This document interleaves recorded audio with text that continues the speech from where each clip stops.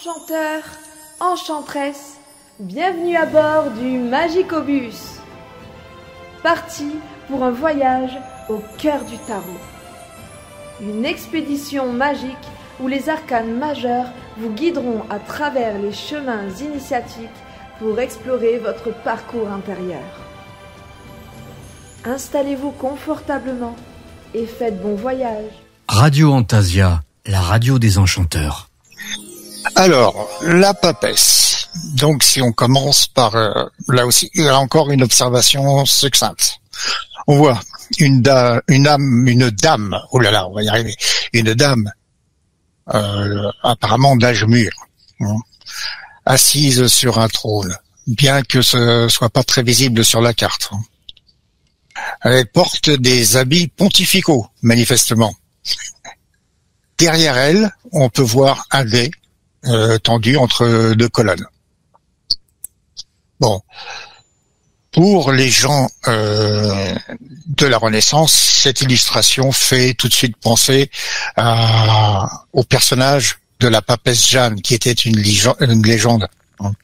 La papesse Jeanne qui aurait vécu dans le règne pontifical entre guillemets, se situe vers 850. Non, c'était une légende, la légende de la papesse Jeanne. Bon, si vous voulez, je laisse ceux qui veulent s'intéresser à cette légende faire leurs recherches là-dessus. Cette légende, quand même, a été abondamment diffusée entre les XIIIe et XVIe siècles. Et plusieurs auteurs comme Boccace en Italie ou des auteurs anglais, souvent. Les auteurs anglais, d'ailleurs, c'était après le schisme anglican, c'était dans une propagande anticatholique. On illustrait la légende de la papesse Jeanne. Donc, continuons l'analyse symbolique par les couleurs. Là encore, un équilibre entre le bleu et le rouge. La papesse porte une robe rouge et un manteau bleu. Donc équilibre entre le féminin, le masculin. La couleur jaune est elle aussi pas mal représentée. Le jaune, donc comme on l'a vu, l'aspiration divine, la richesse spirituelle, etc. La cape de la papesse est fermée par un cordon jaune. Elle porte également un col jaune. Mais une tiare, mais alors une tiare immense, de couleur jaune, ornée de pierres rouges et bleues. Alors, sous sa tiare, elle porte un voile blanc. Donc, comme on a vu, le blanc, symbolise la divinité et la pureté. Et le personnage de la papesse est assis devant un dé étendu entre deux colonnes, mais un dé de couleur chair. Le chair, donc, en plus, qui est là strié de noir. La couleur chair, c'est l'incarnation, le plan humain, le noir, le plan humain, le noir, le matériel. Bon, alors, si on approfondit un peu la symbolique. Tout d'abord, une femme. Il s'agit donc d'une activité ou d'une représentation que l'on peut qualifier de féminine, comme on l'a vu. Il s'agit de force, ou le force ou de cause qui émane du pôle féminin. En l'occurrence, l'acquisition de la connaissance. C'est la symbolique principale de cet arcane. Elle regarde vers la gauche, donc symbole d'introspection. C'est quelqu'un qui réfléchit, manifestement. La connaissance est une chose que l'on acquiert et que l'on reçoit. Et c'est pourquoi elle était considérée par les anciens comme féminine. La nature de cette connaissance, elle est autant féminine que masculine, d'où l'égale représentation entre le bleu et le rouge. La connaissance, lorsqu'elle est d'ordre supérieur, comme dans un parcours initiatique, et du domaine la recherche du divin, d'où la couleur jaune. Pour les anciens, Lina imagine quelqu'un comme Pythagore. Oui, j'imagine bien. Lorsqu'on découvrait une loi mathématique ou scientifique, bon, c'était pour les anciens en quelque sorte une vérité que les humains parvenaient à dérober aux dieux.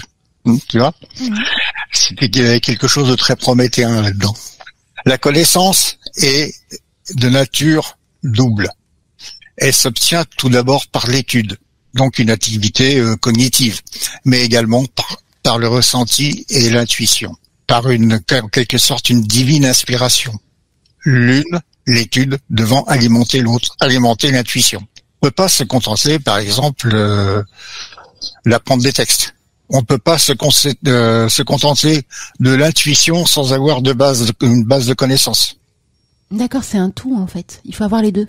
Voilà, les deux choses s'alimentent mutuellement. Donc harmonisation encore une fois. Donc c'est la symbolique, tu vois, du livre ouvert que la papesse porte sur ses genoux et de la tiare imposante dorée, mais alors là qui dépasse du haut de la carte. Ah, c'est vrai, ouais. Parce que tu vois, le chapeau, si on reprend le chapeau du battleur, lui il était coupé oui. Par le haut de la carte. Là, la tiare est pas coupée, elle dépasse carrément. Donc une aspiration vers le divin, la tiare dorée qui dépasse du haut de l'arc. Ah oui, et puis on a l'impression qu'elle est beaucoup plus formée là à ce niveau-là aussi, puisque forcément on voit le chapeau dans son entièreté, quoi, par rapport à tout à l'heure. Exactement. Pour le battleur, on voyait pas le chapeau dans son entièreté. Là, on voit la tiare dans son entièreté. Donc, si je comprends bien, de battleur à la papesse, ça veut dire que sur cette deuxième lame, l'initié commence à évoluer là. Oui, et la première chose qu'il va faire, c'est d'acquérir des connaissances. D'accord. Et la connaissance, donc, étant de double nature, qui s'obtient à la fois par l'étude, le livre, et par l'inspiration, l'intuition. D'accord. La tiare qui dépasse du cœur. Par exemple, pour les néoplatoniciens, il y avait deux voies pour parvenir à l'illumination. La voie philosophique ou la voie théurgique. Dans les deux cas, de toute façon, ça va commencer par l'étude. Ça va être le cas, par exemple, pour quelqu'un qui va rentrer dans une loge maçonnique, il va commencer par étudier. Mais l'ascension vers les niveaux les plus élevés, on ne pouvait pas l'obtenir par la seule intellection, par la seule pensée intellectuelle, quoi.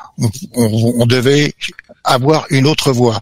Pour la voie philosophique, l'étude menait à s'ouvrir à la méditation.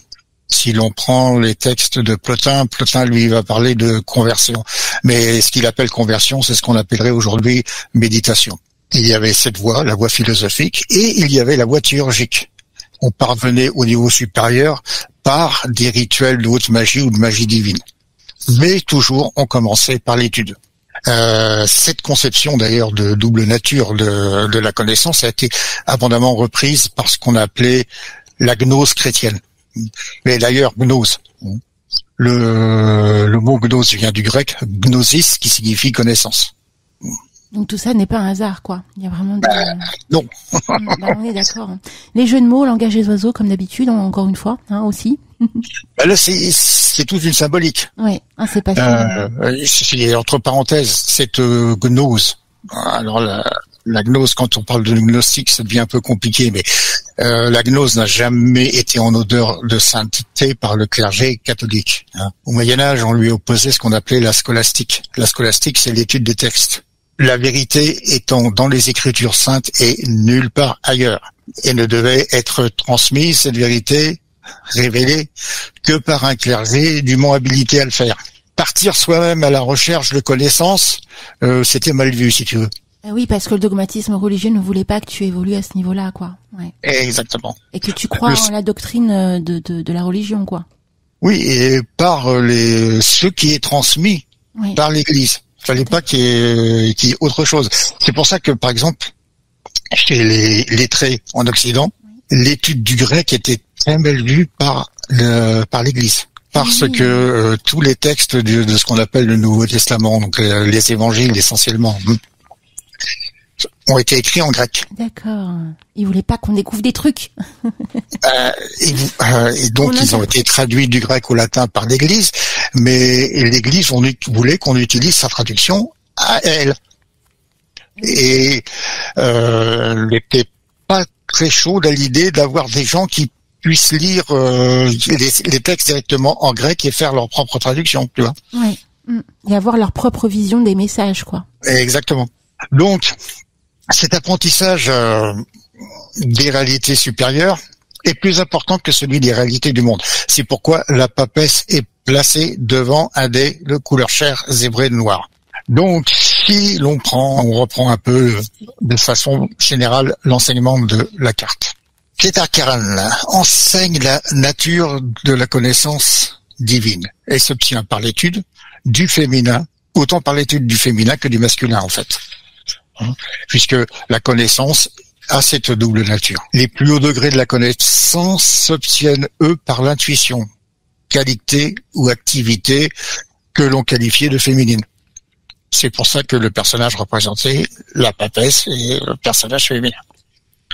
Mais c'est aussi une représentation de la gnose, connaissance acquise par l'étude et par l'intuition et l'inspiration.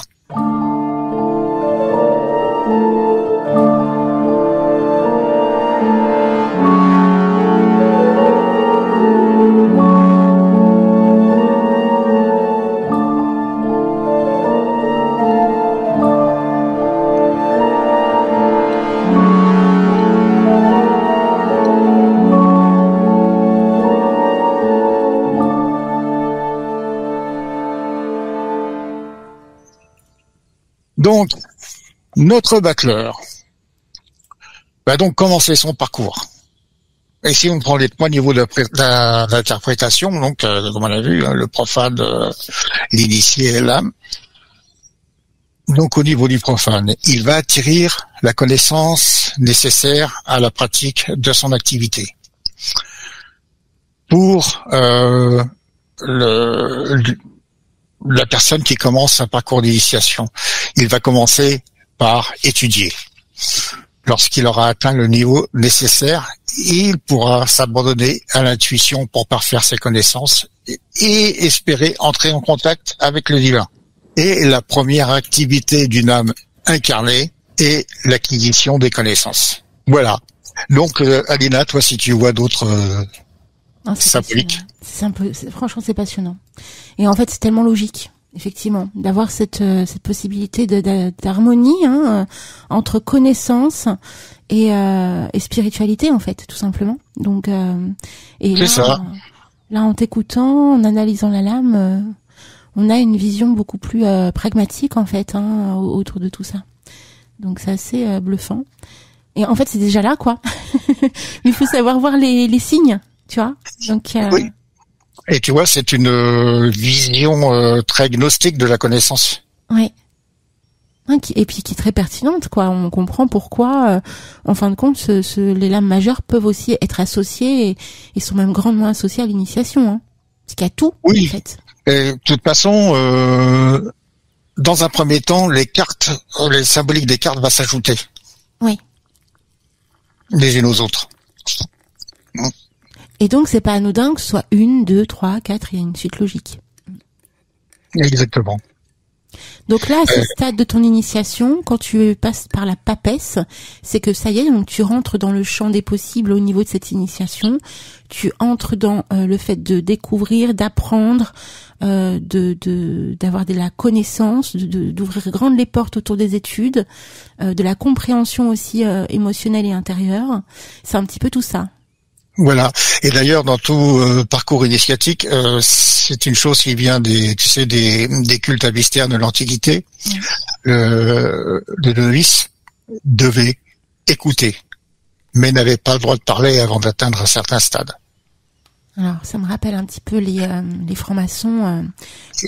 Voilà, c'est pareil. En fait, quand tu arrives chez les francs-maçons, tu es là pour écouter, tu n'interviens pas. Et voilà, ça a été complètement repris par la plupart des loges maçonniques. Donc, il y a peut-être une logique aussi à tout ça, quoi. Mmh.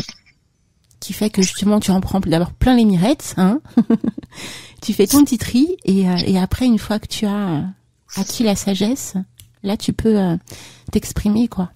Alors pas complètement apprendre la sagesse, mais il te faut un minimum de connaissances avant de faire quoi que ce soit d'autre. Donc première chose que tu fais, c'est l'acquisition d'un certain niveau de connaissances.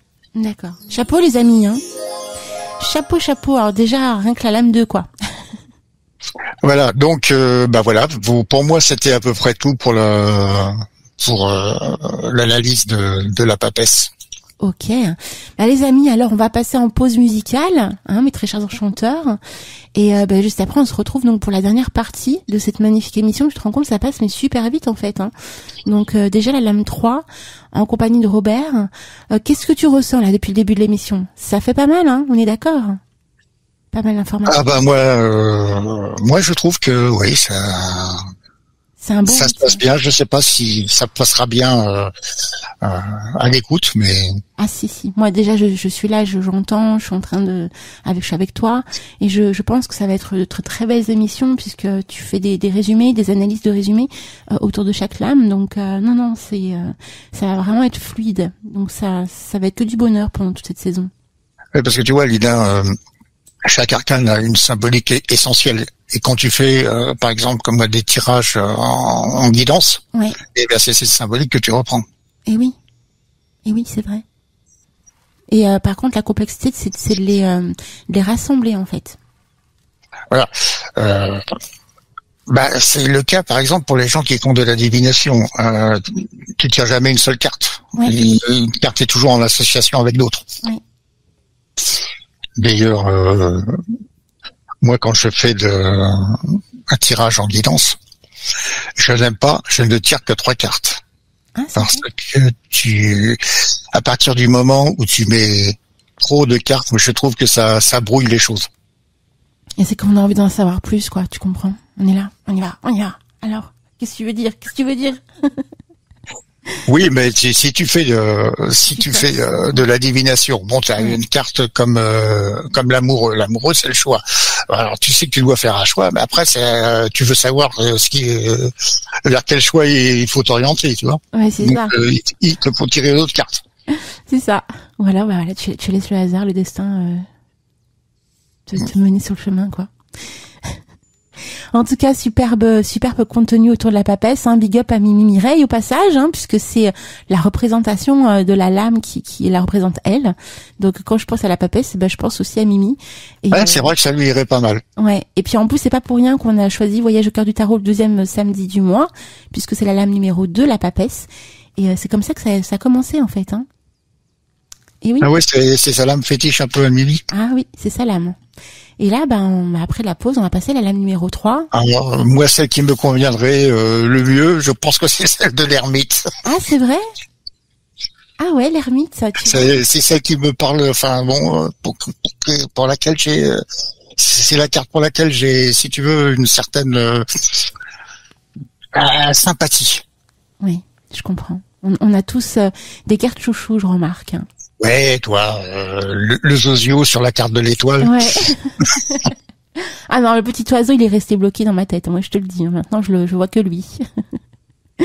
Non, après, moi, j'adore la lame 16. C'est ma préférée avec l'impératrice aussi. Hein. J'aime beaucoup l'impératrice.